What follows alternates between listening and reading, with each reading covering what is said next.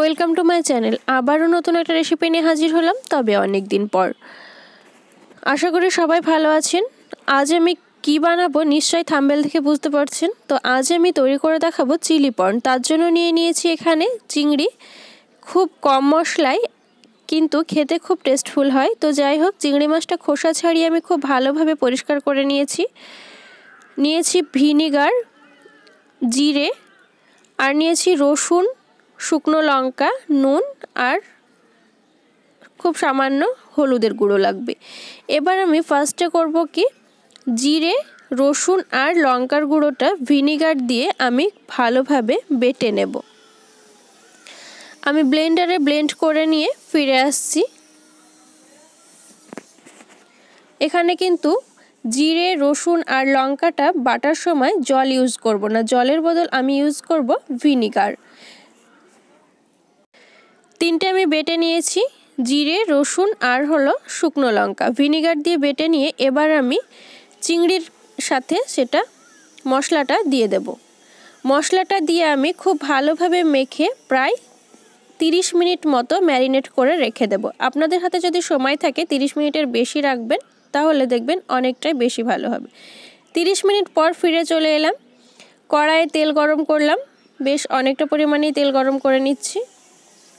তেলটা যতক্ষণ গরম হচ্ছে তার আগে বলি, আমার রেসিপিটা যদি ভালো লাগে অবশ্যই একটা লাইক করবেন, কমেন্ট বক্সে জানাবেন। আরও নতুন নতুন রেসিপি পেতে, ভিডিও পেতে প্লিজ আমার চ্যানেলটিকে এখনও যারা সাবস্ক্রাইব করেননি তারা অবশ্যই সাবস্ক্রাইব করবেন এবং পাশে থাকা বেল আইকনটা ক্লিক করবেন ও অল করে দেবেন, তাহলে সমস্ত রান্নার আপডেট আপনি সবার আগে পাবেন।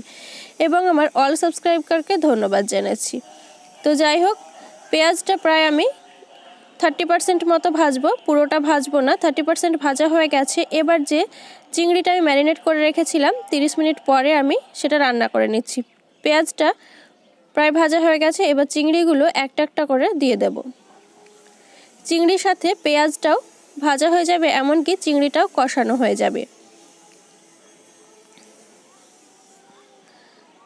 একটু আমার নেটের সমস্যা চলছে, তার জন্য আপনাদের সাথে অনেকদিন আমি ভিডিও শেয়ার করতে পারিনি, এমনকি আমি কারো ভিডিও দেখতেও পারিনি।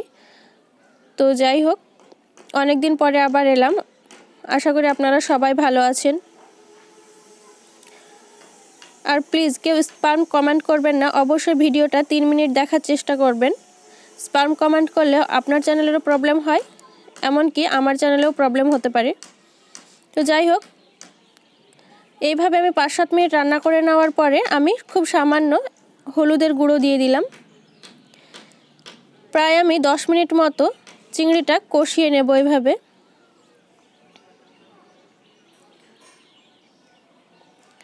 কষাতে কষাতে প্রায় চিংড়িটা ভাজাও হয়ে যাবে, এমনকি পেঁয়াজটাও নরম হয়ে যাবে। এখানে আমি কোনো জল ইউজ করব না, কোনো জল ছাড়াই চিংড়িটা রান্না করব। আপনারা অবশ্যই এই চিংড়িটা আমি যেভাবে রান্না করছি সেম প্রসেসে রান্না করবেন, দেখবেন খেতে অনেক টেস্টফুল হবে।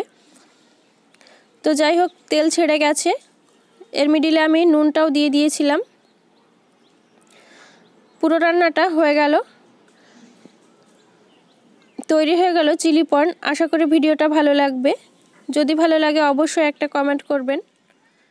পুরো ভিডিওটা দেখার জন্য ধন্যবাদ।